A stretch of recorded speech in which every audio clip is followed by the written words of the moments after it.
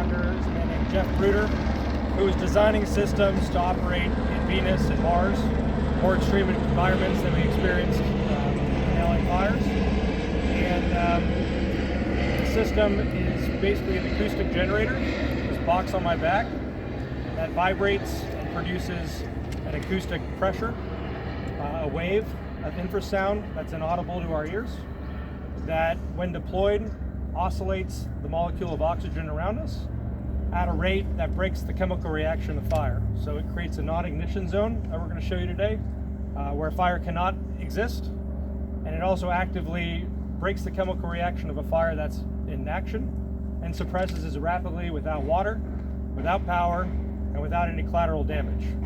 I say without power, but only dependent on a backup battery. So as you see here, we've got a little battery pack on top.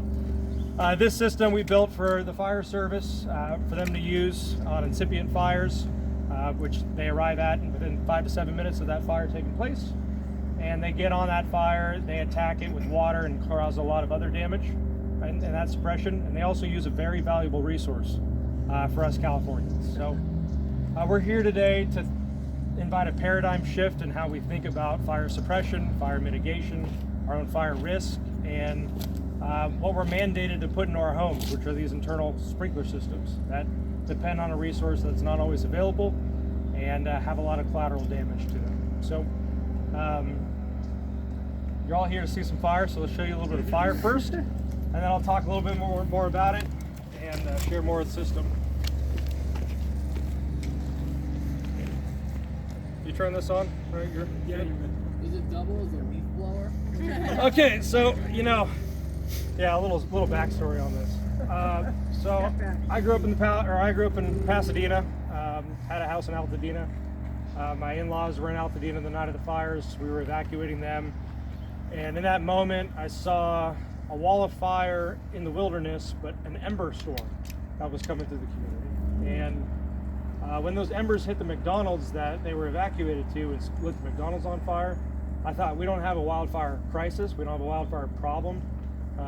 We have an embers burning homes down problem, and that seemed to be solvable to me because it was a different thought. These hills grow back. How are we going to continuously mitigate that? That just seems difficult.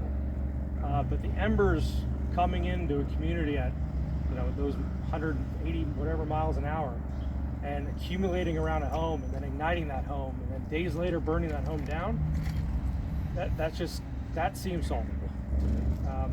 The way it seems solvable is by creating a force field of energy around a home that autonomously gives it the opportunity to defend itself. And I recognize the system can't rely on water, it can't rely on a utility of power. It needs to be autonomous, it needs to run indefinitely, it needs to operate with redundancy, and it needs to work when we're away. So that led me to compete in a competition at MIT with this idea, where I won that competition. I looked at opportunity to license technologies from MIT, saw that there was nothing really available to do this. Looked at defense technologies, and I stumbled upon a group called Sonic Fire Tech, which was developed by a former NASA engineer named Jeff Bruder, who worked on this technology and showed me the suppression of a grease fire under a kitchen hood with sound. When I saw that, and I saw it run through a duct, like you see behind me on the house, I thought, well, can we put it in a backpack for first responders? He said, sure. If we put it on a house, it created a non-ignition zone around a perimeter. He said, sure. So we started doing it. We started building the technology, and it started to work really well. And so this is, again, a paradigm shift we're inviting you all to witness, to think about. I saw the Waymos on the way over here and remember thinking, who's going to want a self-driving car? Daniel drove me to lunch today in the Tesla on self-driving mode. So the future is here. It's just, opportunity like this with this level of devastation creates an opportunity to think outside the box and how we rebuild, how we think about generations of Californias beyond us. I'm 7th generation myself. I've got 2 kids. I think about my family and future in California and realize water's going to get more precious as a resource. We need to think about how we rebuild and retrofit without dependent on water infrastructure, and we need to preserve that resources for our first responders and our consumption. So Again, with that, we're Sonic Fire Tech. I'll show you a couple things right over here. So in this pan, Daniel's put a bunch of alcohol. So when he lights it on fire with this torch, you're going to see what you expect to see. Fire.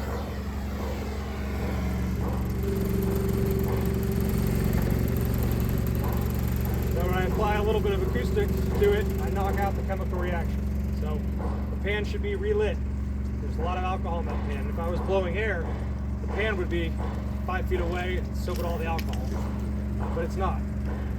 So what's I think is more impressive than the demonstration you just saw was when we try to light the alcohol when the acoustics are running on it. And you'll see the value of the not ignition. So let's see what happens.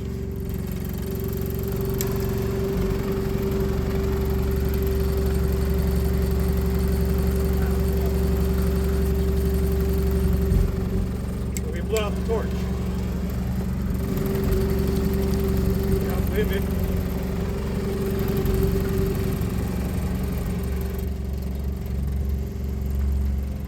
Yeah, go ahead and put your hand in front of it. We're oscillating oxygen. We're not blowing much air. It's a pressure wave that you feel. Let me see this. That's the picture.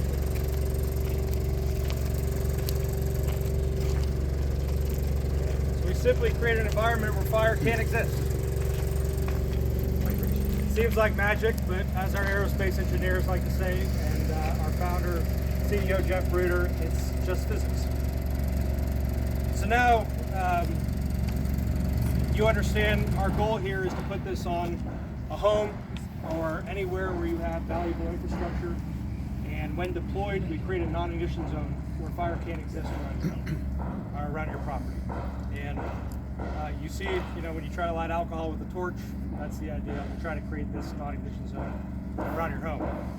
Well, let's say an ember gets into a highly flammable cypress or juniper, which is a common zone zero. Zone zero is a topic of conversation we hear about a lot. We think there are other options than just removing all of your plants.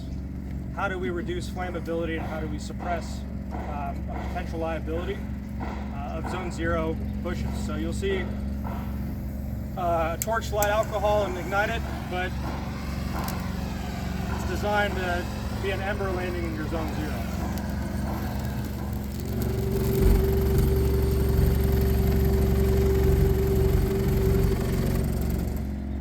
Give it a little more alcohol, a little more show here. So you think about a firefighter getting on scene, putting out a bush fire really quick. That would take a lot of water from their hose. This is a simple solution. And when you have it deployed from your gutters, and it's aimed at your zone zero, it'll protect that zone zero, prevent ignition, and then also when it's really on fire, if it ever catches, suppress it rather rapidly.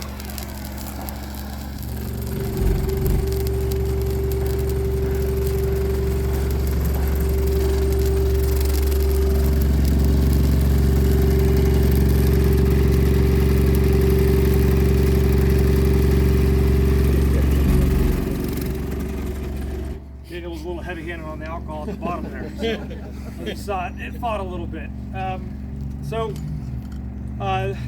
Where fire services said this is really useful is on homeless encampment fires. They get 15 to 20 calls a day for this in a lot of the cities in our county. And they're using a lot of water to extinguish those, and they're damaging those folks' belongings. So we see this as technology that could replace water in that circumstance, be very effective, just recharge the battery, and they're not damaging property or wasting a water resource that's precious.